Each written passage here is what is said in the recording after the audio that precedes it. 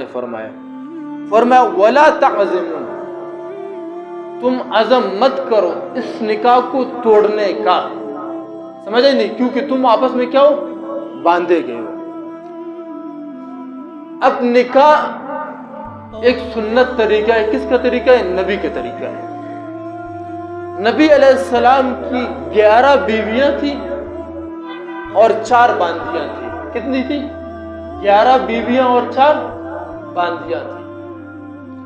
تو یہود نصارہ نے اعتراض کیا، نعوذ باللہ. انہوں نے کہا یہ تو شہوت پرست نبی ہے جس کی 11 بیویاں ہیں، انہی کی ناجائز اولاد. اب بھی وہی اعتراض کرتے ہیں، کہتے ہیں دیکھ مسلمانوں کا نبی تو نعوذ باللہ شہوت پرست انسان تھا، اسی لیے خود 11 بیویاں کی تو امت سے کہا تم 4 بیویاں رکھو، اور 4 باندیاں بھی تھی، تو یعنی 15 عورتیں نبی کی نکاح.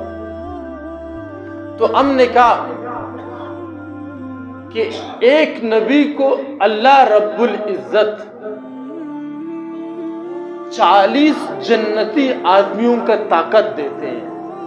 ایک نبی کو اللہ کتنے آدمیوں کا طاقت دیتے ہیں؟ 40 جنتی آدمیوں کا طاقت اللہ ایک نبی کو دیتے ہیں. 40. اور ایک جنتی کے اندر دنیائی اعتبار سے 100 آدمیوں کی طاقت موجود ہوتی ہے. کتنے آدمیوں کی طاقت ہوتی ہے؟ 100 آدمیوں کی طاقت. اور نبی کو 40 جنتیوں کی طاقت اللہ نے دنیا میں دی ہوتی ہے. جب ایک آدمی پر 4 نکاح ایک آدمی کر سکتا ہے، تو اب 4 کو جب 100 سے ضرب دو تو پھر کتنے ہوں گے؟ 4000.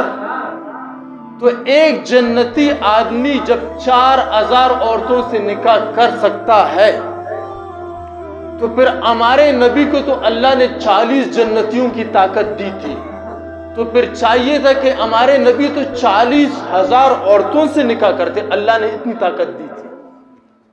سمجھا ہی نہیں؟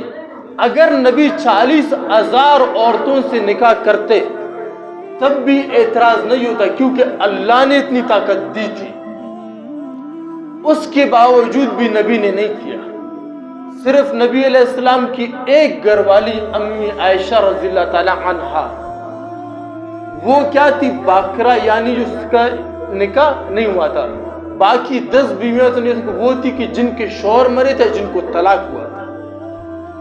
تو پتہ چلا کہ یہ نبی علیہ السلام کی شہوت کا کوئی نہیں تھا، صرف یتیم اور بیواؤں کو آسرا دینا مقصود تھا نبی کا، یہ تھا. اب یہاں تک بات سمجھ آئی؟ اب جو اعتراض کرے گا نبی کے اس فعل پر، تو نہ اس کا قرآن سے تعلق ہے، نہ نبی سے، نہ مسلمانوں سے. اب ہر مسلمان کے اوپر لازمی کن چیزوں کو سمجھے. یہاں تک بات ہوگی.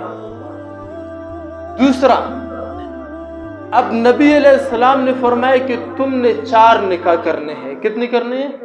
4 نکاح. جتنے بھی صحابہ گزرے، ہر صحابہ کی 3-3 4-4 بیویاں تھیں. آپ فوت ہو گئے، آپ کی بیوی سے حضرت عمر نے نکاح کیا. حضرت عمر فوت ہو گئے، اس کی بیٹی سے میں نے نکاح کیا. یہ چلتا صحابہ کے اندر، یہ چلتا جا رہا ہے. بس یہ سلسلہ تھا. نکاح کیا تھا؟ نکاح بس چند چیزوں کا نام تھا کہ نکاح کے اندر 2 گواہ یہ فرض ہے. نکاح کے اندر 2 گواہ کیا ہے؟ فرض ہے. دوسرے نمبر پر ایجاب اور قبول. ایجاب کہتے ہیں میں پیش کروں گا اور لڑکی قبول کرے گی، یا لڑکی پیش کرے گی، میں اس کو کہتے ہیں ایجاب اور قبول. یہ بھی فرض ہے، اور 2 گواہ یہ فرض ہے. تیسرے نمبر پر ہے واجب. واجب ہے لڑکی کا حق مہر دے دینا، یہ واجب ہے. نہ ہمارے پٹھان اس پہ غور کرتے ہیں، نہ ہمارے بلوچ پنجابیوں میں تو بالکل اس بات کو رہنے. سمجھے یہاں تک؟ یہ واجب ہے، اس کی ادائیگی فرض ہے، نہیں کرتے. اس کے علاوہ 3 سنت ہیں. پہلا سنت ہے خطبہ نکاح. دوسرا سنت ہے چھوارے پھینکنا. آج کل لوگوں کو ادب نہیں ہے، لوگ چھواروں کے لیے ایک دوسرے کے اوپر گر جاتے ہیں. تو طریقہ ہے کہ ٹرے میں چھوارے رکھ کے لوگوں سے، تاکہ لوگ 2 ایک کو اٹھاتے جائیں. بس یہ طریقہ، یہ 2 سنت. تیسرا سنت ہے دعوت ولیمہ، اپنی طاقت حیثیت کے مطابق. اگر ہے تو 10 لوگوں کو بلاؤ، اگر ہے تو 100 کو، ورنہ 3 لوگوں کو بلاؤ بھی بس ہو گیا، اگر نہیں بھی کوئی بات نہیں، بس یہ نکاح ہو گیا۔ اس طرح سے نبی علیہ السلام اور صحابہ نکاح کرتے تھے، اس کو کہتے ہیں شادی۔